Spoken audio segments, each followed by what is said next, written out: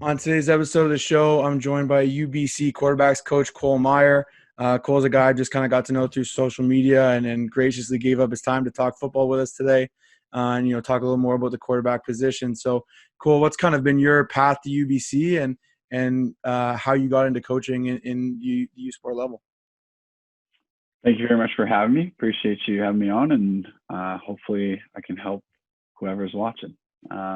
So for me, my path pretty much to UBC as a coach. I started playing football in British Columbia in White Rock, which is kind of interesting because my mom's actually from the States, so I'm a dual citizen, so I'm kind of fortunate in that way. But I started my career in British Columbia in White Rock, played football through Earl Marriott High School. Once I graduated Earl Marriott High School, I was recruited out to the Calgary Colts junior football program by Adam Blissetti. And I went and played a few years, 4 years actually in Calgary. Where through that time, I kind of got to be introduced to Coach Nill and the Dinos and kind of what they were all about, and kind of surround myself there. When I was in Calgary, I actually got to meet this guy named JC Boyce.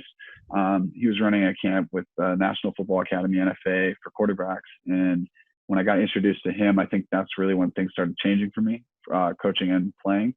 From that point on, I kind of created that relationship with Coach Nill, and he had moved on to UBC. So he recruited me, luckily, with him to UBC, which has been incredible. I'm very fortunate for that. And then once I kind of came back to UBC, I was out at another camp with Coach JC Boyce, where I was introduced to Coach Rob Williams. And Rob Williams, who's a kinesiologist and movement specialist with QBmotion. That's where I kind of got to learn, more of the movement aspect side of quarterbacks, and kind of was very fortunate to be kind of taken under both JC and Coach Rob's wings to move forward.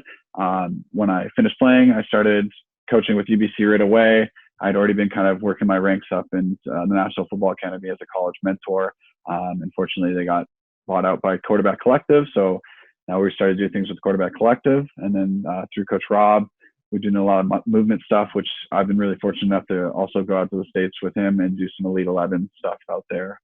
So I've been very fortunate to kind of get where I am today, and I've learned from a lot of incredible coaches that I'm very thankful for supporting me, and that I really want to just make proud and represent them the right way. Kind of our big topic for today is, as a coach, the quarterback position, we all know, is so tied to the success of your whole program. And everyone's offense is different. Everyone's situation's different. Everyone's playbook's different. But for you as a quarterback coach, from the 3,000-foot view, what's kind of your main advice for coaches to help their quarterback play their best? And what do you think are the things you see in quarterbacks that are consistent, whether they're, a big arm guy or, quick release guy, whatever it is, not necessarily one type of player, but amongst good quarterbacks, what are those traits you see, and how do you kind of see coaches cultivating that? Awesome. So lots to go over. I'll try to do my best to cover it all. To simplify it, as a quarterback coach, or for any quarterback coach to look at their quarterback, I would just try to break it down into two separate things. One is their physical abilities, or I would say one is their mental abilities, and two is their physical abilities. I mean, they go hand in hand, right? If you're not able to make the right read, well, then how are you going to get the ball where it needs to be? But if you're not able to have the physical strength to make the throw, how are you, even if you make the right read, are you going to make the throw, right? So for us, or for a quarterback coach or an offensive coordinator, working with any sort of quarterback, I guess it's just the relationship that you build with your quarterback, and how you do a good job of setting that up. So, your ability to put your quarterback in comfortable situations is going to be super crucial, right? Because as an OC, your best friend's got to be your quarterback, because that's the player that's getting the football first every single play. That's the player that has got to be a reflection of you on the football field, right? Because you're not in that huddle with them. So they have to be able to go in that huddle, and you've been coaching them all week, and they have to go in there and preach what you're saying and have that same voice. And they also have to have the information and the knowledge to know that, hey, they have to execute this. And they also have to go out there and read the defense as well. So your relationship with your quarterback will allow you to know what your quarterback's capable of and what he's not capable of. And to be honest with yourself about that is important, because you can't go out there and try to force a quarterback to fit a blueprint of an offense that might have fit someone who, had played 5 years longer than him or something. You know, you might have to start thinking about this approach as, okay, I have a quarterback who I need to develop now. I might need to simplify some of these approaches before we get too complicated and I lose him, right? Because, you know, it's only as good as how you play on game day, I would say, right? So a lot of people, you know, you could look really good standing and throwing on film, absolutely. But your ability to transition that to a 3-step drop on rhythm in game day with bullets flying and making the pass in under 2.6 or 2.8, you know, that is what makes you great. That is the players that we're listening to and hearing about and watching on TV. Those are the players that consistently, day in and day out, are being put in a good, you know, situation, I think, by their coaches, hopefully, to be successful. And now it's a two-sided world, right? Like, because there's, you know, sometimes you don't get the best coaches, unfortunately, working with quarterbacks. So you could get lucky. You have a quarterback with all the intangibles and that is smart enough to make up for that lack of realness that maybe a coach might have towards him. So, yeah, I mean, just to make your quarterback successful, I think it's just having a relationship with them, because, you know, at the end of the day, I've seen quarterbacks that aren't necessarily the strongest, fastest, or biggest win championships because they're in comfortable situations. They know the plays so well. They're so comfortable with making the read. They don't have to throw the ball 70 yards. They can make the read within 2 seconds and still make a 25-yard throw to a wide open receiver that takes it the rest of the way, right? So I think it's just all about being comfortable with your quarterback, having an incredible relationship with them. And so that way on game day, when the bullets are flying, you can kind of feel it in your heart what your quarterback's feeling. And so, you know, kind of like, oh man, my quarterback probably really comfortable with this, you know, and don't get me wrong, like every day is a new day, right? So, you know, maybe in the middle of the second quarter, you know, you really think that this play that we've been throwing good all week, well, for some reason today, your boy isn't getting that throw. So maybe I'm not going to throw it as much, or maybe we're going to have a talk about that. Or maybe I'm going to go and veer him away to something super comfortable. And now he's in his rhythm and now he can get back to the game plan or whatever. Right. So I just think, you know, for quarterback success, it's going to be a relationship between them and their OC. I mean, obviously that's me disregarding their athletic ability, but I would say if, you know, as long as you're playing the game with the kind of the right traits, the work hard, the good coachable work ethic and all that stuff, you'll be in a good situation if your coach is trying to set you up for this greatness. For sure. And I think, you know, that relationship piece is so important. And, you know, in high school, often, you know, you have such a short season, right? And I know here in Ontario, you know, you're playing 4 to 6 games and then it's playoff time and, you know, hopefully you're playing 3 or 4 more. But I think that's one of the things where a lot of coaches get kind of stuck is like, hey, you know, this guy in practice is doing a good job. And, you know, or in this game, he did really well, but he struggled in the next. And I think a lot of it just comes down to, and I've seen it on my own teams coaching summer football. You know, when you have a guy for a year or two, and that's what we get in university, right? We get a chance to work with these kids for 4 or 5 years. You know, building that relationship is so much easier. But I think it almost made me look, you know, back at what I've done in the past and think, okay, I should really start by getting to know what this kid likes instead of trying to impress upon him. Hey, I like these concepts and this is what I like to tag mesh with and all these things. You know, I think we can. Well, I've been in those teams too, like that, man. Like I've been in teams where it's like, you know, I'm a player at this point, but I know my teammates so well. Like I was that guy, right? Like I just love the game. I love my teammates. And so I really just wanted to be around it all the time. I wanted to surround myself with them. And I knew my brothers so well. And there would be times where I'd see coaches make certain decisions and it's like every player on this team knows that wasn't right. And we all agree that it should be some other way, but the coach can't see that. And that's very cancerous, very, very cancerous, because you know what? Who's on the football field making the plays? It's the players. You know, don't get me wrong. I want to believe even myself, I'm going to be able to create schemes that can beat anyone. But if my players can't execute it, we ain't going to win a football game. And so, you know, it's kind of like the any given Sunday, man. It doesn't matter if you're going up against someone who's 16-0 or whatever, you got a chance to win that football game. And it's going to come down to the belief system that you have in that locker room and those players. And then on top of that, it's going to be the relationship between the coaches and the players, because the coaches are the ones that get to make the decisions to let the players either play free and not have to think, or they put them in a situation where it's almost stressful and now these players are thinking on the football field. And when you get football players thinking on the football field, it's usually not a very good thing. For sure. And we were kind of talking before, you know, about how some of the differences in the Canadian game and the American game, and we both agreed the coverages you're seeing now, even at, you know, high school and youth sports levels, it's more complicated to read a Canadian field because you got not just an extra player, but guys are hitting the line with a waggle and at different paces and on different angles, and that causes defenses to play things different ways. And there's complexity in the American game and in the Canadian game for sure, but especially as a quarterback, you got a bigger field. There's just more ground you have to see and understand. I think that piece about making your quarterback comfortable by understanding what they feel good about doing is, can't be understated. As a coach, all of us have kind of our goals that we want, our players to feel comfortable. What are some things that you've kind of done, in your experience with UBC or even as a player that you've found help build that relationship specifically at the quarterback position? Just respect. I mean, like, is the biggest thing I can think of right off the top of my head is like just the ability to on both sides. Like, a quarterback's not going to develop if they don't want to get help, right? And so, I always tell people, like, it's just about being a good human. Being a good human goes hand in hand with being a good football player. Having good morals, having work ethic, having goals, like you said, all these things go hand in hand, and especially in the quarterback position, because this is kind of like, your leader, that voice, right? So,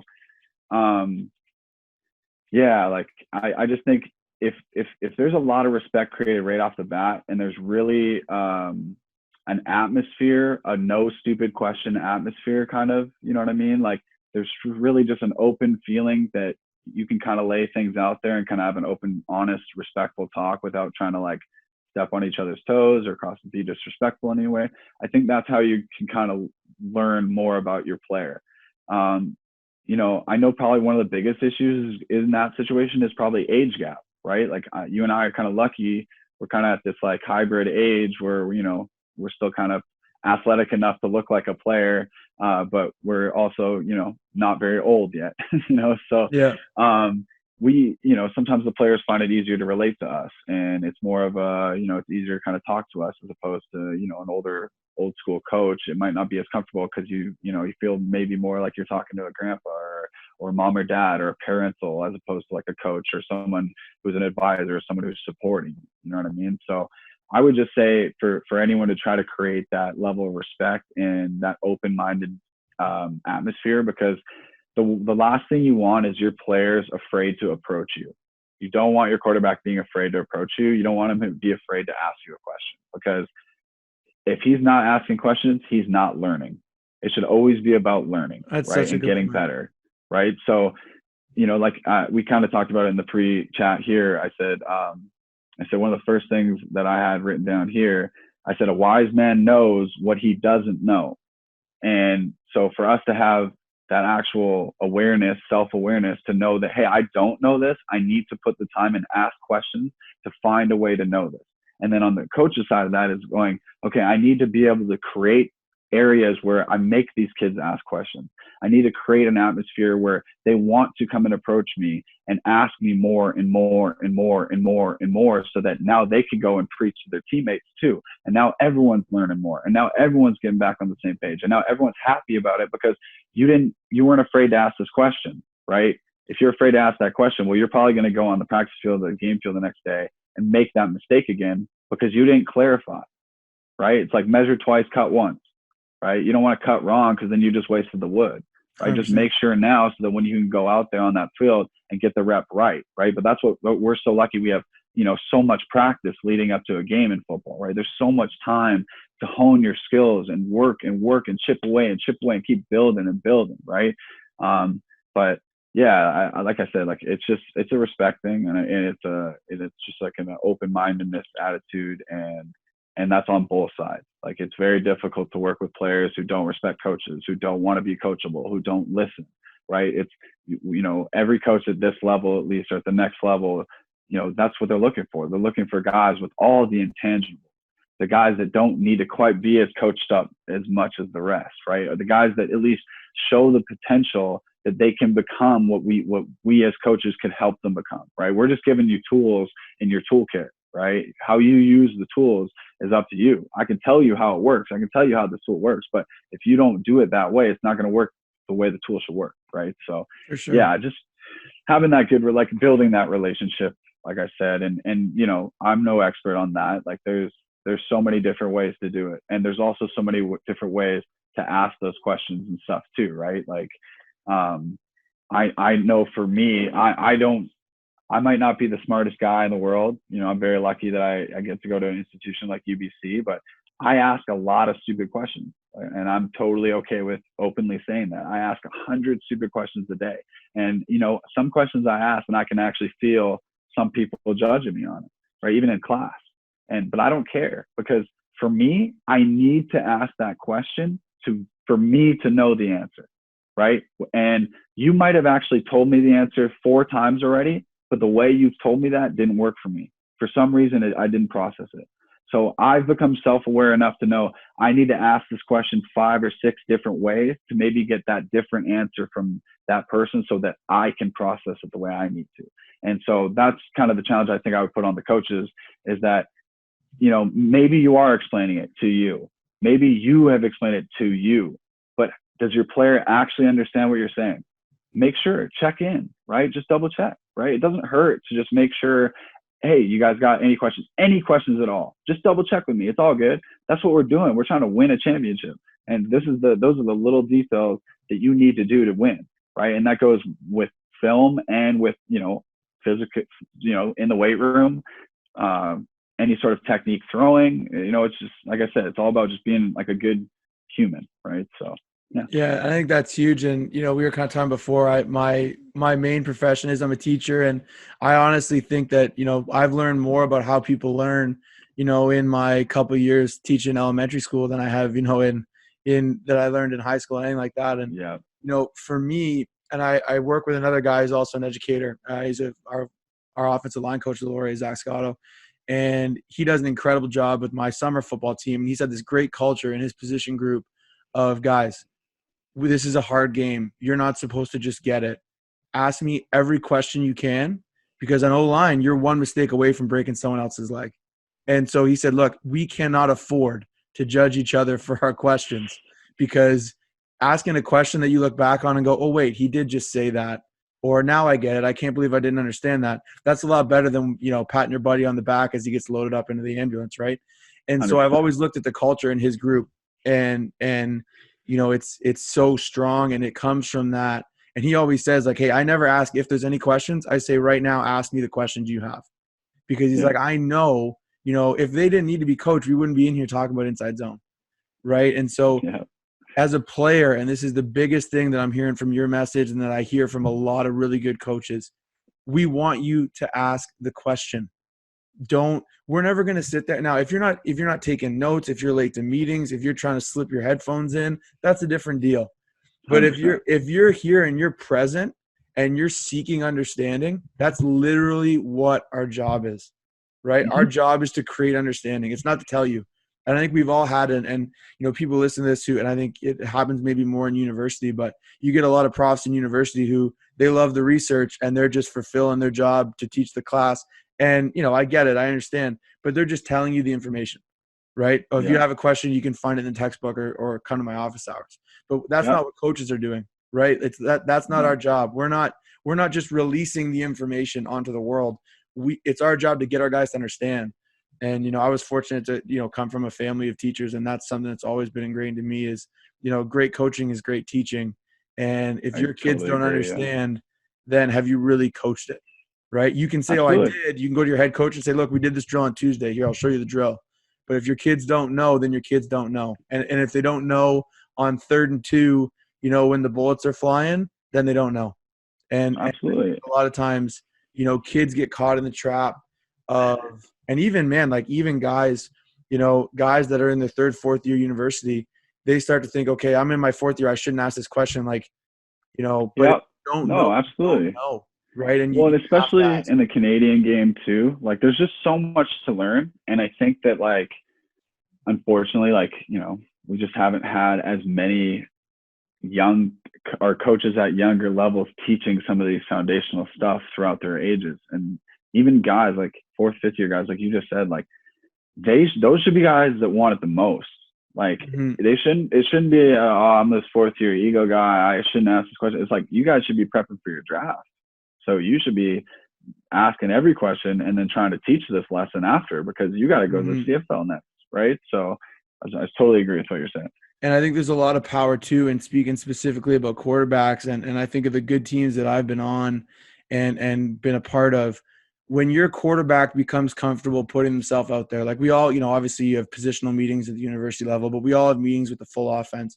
And if your quarterback, especially a guy who's well respected on the team, if he can, be brave enough to put his hand up and say, hey, coach, can you repeat that? I don't really understand. Or why does it need to be like that? It opens the floor for everyone else. Because if your quarterback can be vulnerable in that setting, then it becomes 100%. the thing to do, right? So I think as a you quarterback, see your leader doing that. For sure, as a quarterback and quarterback coach, like if you can impress that upon your guys, like, hey, like we have the power to open this up for the whole team.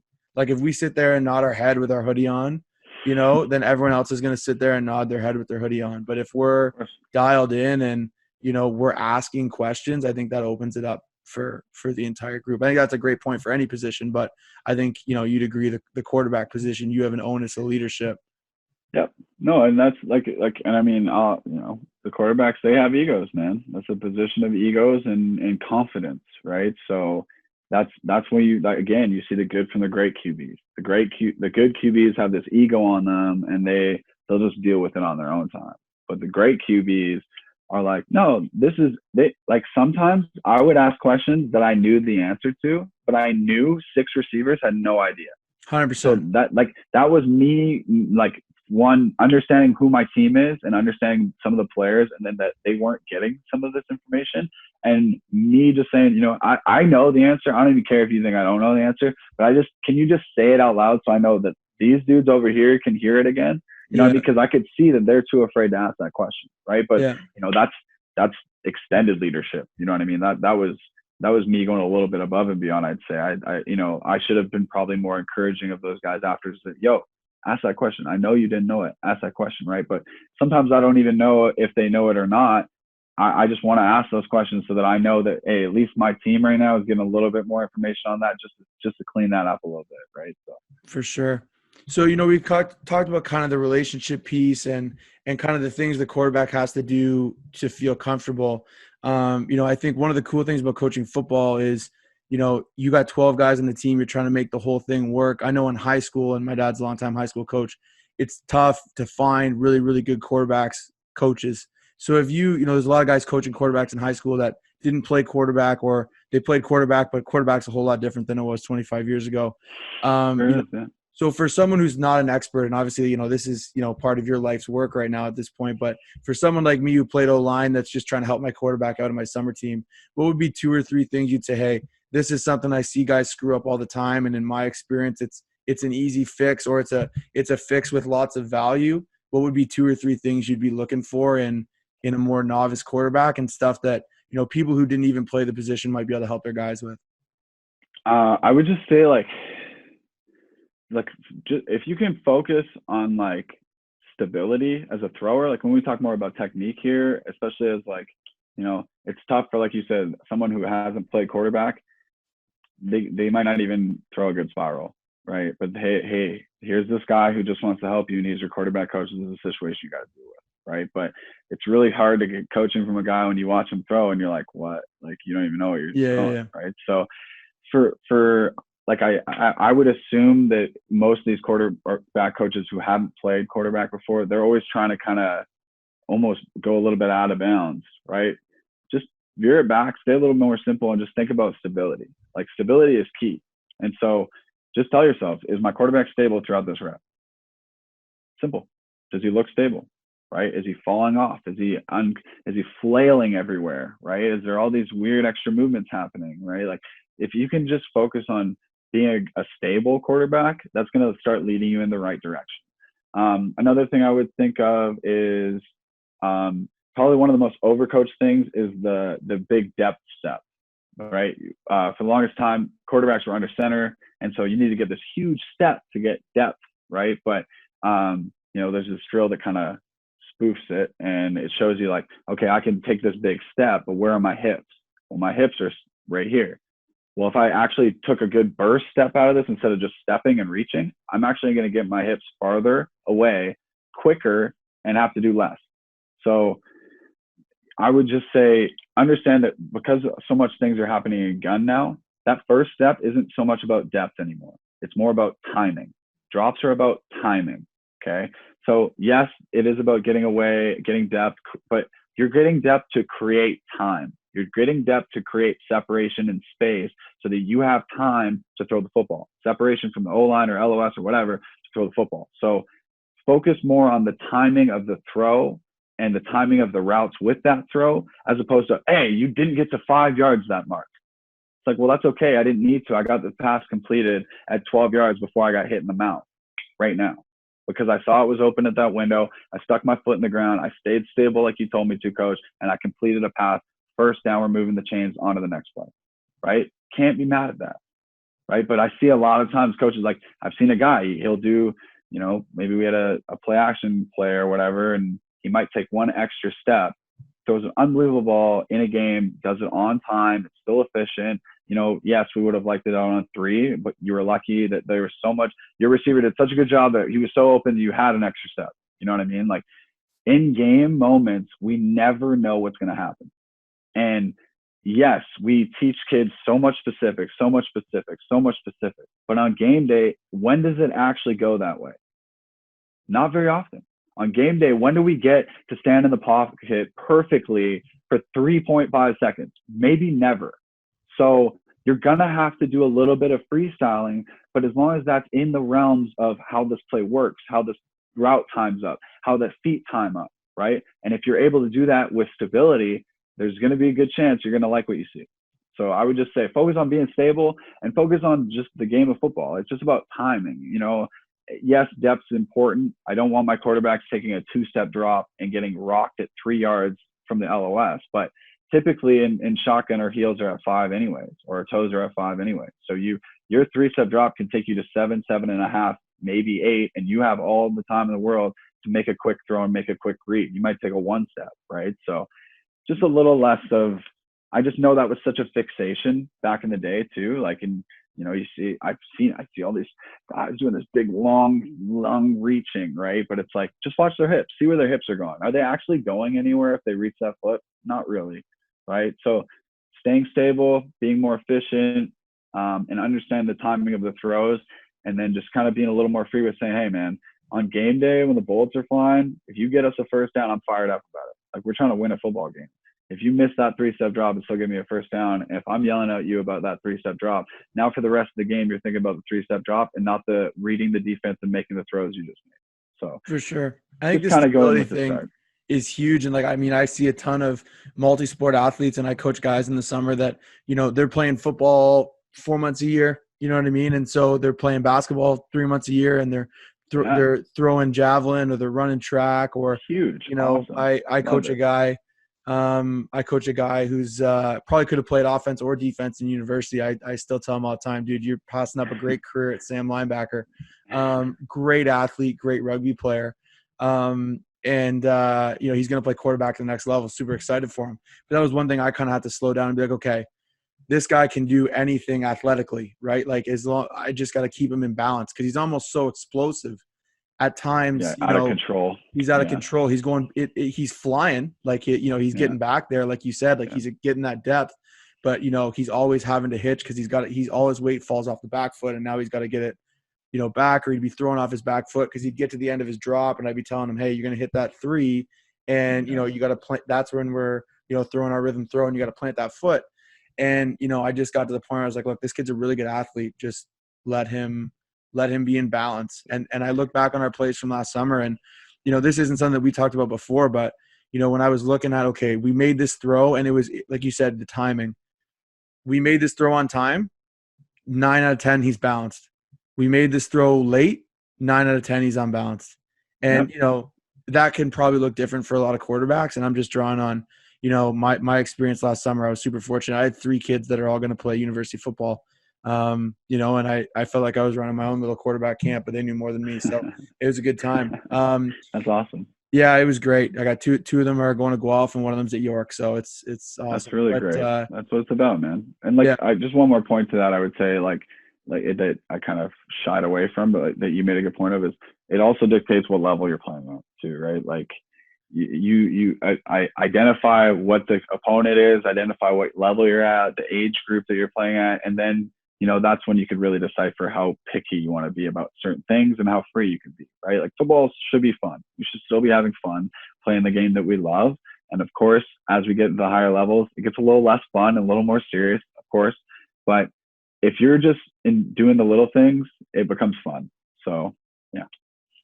So kind of our next question, you know, I think it's something that a lot of players and coaches deal with. We all want to throw the ball harder, farther. You see guys like Pat Mahomes who are like doing a lunge, chucking the ball 36 rows up in the stands. You know, I'm sure that's a question you get a lot. What are you trying to do with your guys to help develop arm strength and put guys in a situation where, you know, they feel like they're able to improve as a thrower, you know, throughout their time? I'd say the biggest misconception to throwing is that it's based on your arm. You know what I mean? Like it's not you're not gonna go to the gym and do 100 bicep curls and throw the ball 10 yards farther. Okay, so your focal point on increasing arm strength has to be working on rotation and hip fire. So the power is coming from your hips, and I think there's just, you know, more so recently than ever, there's kind of been this transition to now we're talking more about the hips and the throwing, which is great because that's where your power is from. So it kind of goes back to what I was saying earlier with stability. If you're stability, you're going to be able to load your hips correctly, right? So if you can load your hips correctly, then you can create firepower, okay? Now, the biggest issue with lack of arm strength is typically when your arm is ahead of that firepower. So you're someone who's trying to rush the arm. You're someone who thinks all the power is coming from this arm. So you're really going to try to oomph it with just your arm. You're not using anything else. So all of a sudden this ball is getting ahead of your body. So the biggest thing for quarterbacks is they need to understand where the power is coming from. The power is coming from your hips. Power is coming from being stable. And so now obviously we can go into 1,000 more details of, okay, how does that look and how does that happen? But if you're focusing on being stable and understanding that the arm is not first, it should add to some good things for you. Where you see that a lot of is, I would say, at the top of like rhythm drops. So like if I'm throwing like a quick game, like a slant, you're not going to throw a 3 and a hitch to hit the slant. If you do, there's trouble. You're probably going to meet your homie in the hospital after that throw. So the issue is why people typically like the hitch off of a 3-step is because they're unstable, right? So the amount of times I see kids, I'll tell them, hey, 1, 2, 3, ball out. 1, 2, 3, ball out. But it's 1, 2, 3, 4, 5, 6, 7, ball out. Because they just, for some reason, cannot get stable on that third foot, right? Part of that is timing, and part of that is rushing the arm, and part of that is lack of stability, right? Because typically when we get to the quick 3, what does the mindset of your quarterback change to? I need to get this ball out quickly, right? Well, that's okay. How are you going to do it efficiently? You can still do it very quickly, but you need to do it efficiently. And if it's inefficient, then you're going to see these kids that are doing the 3-step and hitching out or hobbling out of it because they're unstable. They're not stable. If you're stable, you should go 1, 2, 3, put that third foot in the ground, be able to take your steps and throw it no problem without panicking or flailing or being unstable or falling anywhere. So arm strength has to do with hip power, hip fire. Stability is key for all of this. And just understanding, you know, where that balance lies in your hips, right? At the top of your drop, ask yourself, where are my hips right now? Is your left, if you're a right-handed quarterback and you drop and you put your right foot in the ground for that third step, where is your left hip bone? Ask yourself that, and that'll probably answer a lot of questions for you. Awesome. You know, I think that's something that, you know, if every player is looking, you know, they feel like, hey, if I can throw the ball a little further, I'm going to be a better quarterback. And some of that's true. And I think that leads guys, like you said, you know, especially if, you know, you're on a team and you're playing with a guy that might have more arm talent than you. Now you're trying to throw with your arm more, and you're just trying to get it any way you can. And I think, you know, breaking it down that way helps guys out a lot. And, you know, I think it's sort of like a quarterback safety mechanism. We just love throwing, or at least I do. And I played a lot of baseball too, so I just love throwing. And when we get into a situation, like I said, that makes us uncomfortable, right, that we might not have been prepared for, so this goes back to us preparing properly and putting ourselves in the right situation, we go to old habits. And for us, you know, being the confident, a little bit egotistical guys, we go, oh, yeah, I got this sweet arm. And I'm freaking out. I'm just going to use the arm only.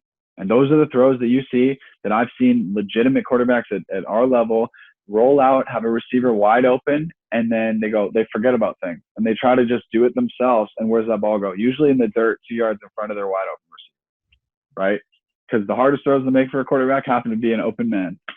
because we all of a sudden just start, oh, we're going to make this look cool now. Oh, I want to make it, and then they try to arm it, and then we usually miss the throw. It's incredible. It's really incredible. Yeah, and I think that's so important, and it's so true at every position. We talk about that offensive line all the time. When you're in a stressful situation, you go back to what you're comfortable doing.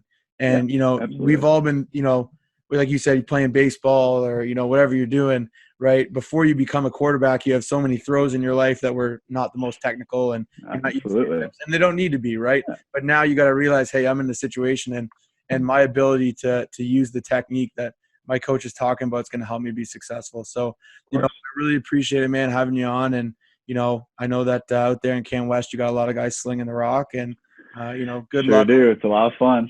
Hopefully we're all out there sooner rather than later, but I really appreciate your time, man. And, hopefully we can do this again sometime.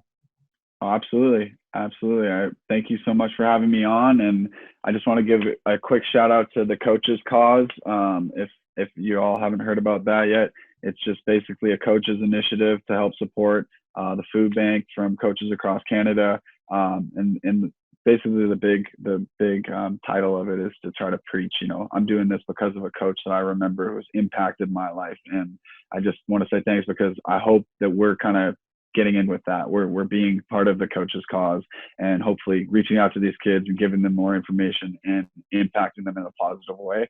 So thank you very much for having me. Yeah, for sure. Funny story, you actually bring that up. I made my donation, I think, late last week in honor of my two positional coaches I had at Laurier, and my old man. So, it's one of those things where I think we all love telling those stories about coaches we've had and talking about how 100%. Meaningful they are. And this is a way you can actually, reach out and make a difference in a time and, in all of our communities where the food bank's probably never been more important in your local community, whether, you're out in BC or you're here in Ontario. So definitely. And I'll link that. I'll link the Coaches Cause stuff when I post. Right on. Yeah, man. We're getting up there. They're getting up there. Yeah. I saw over 40,000, I think, as of yesterday. Yep. And, I think it's been going maybe 2 weeks now.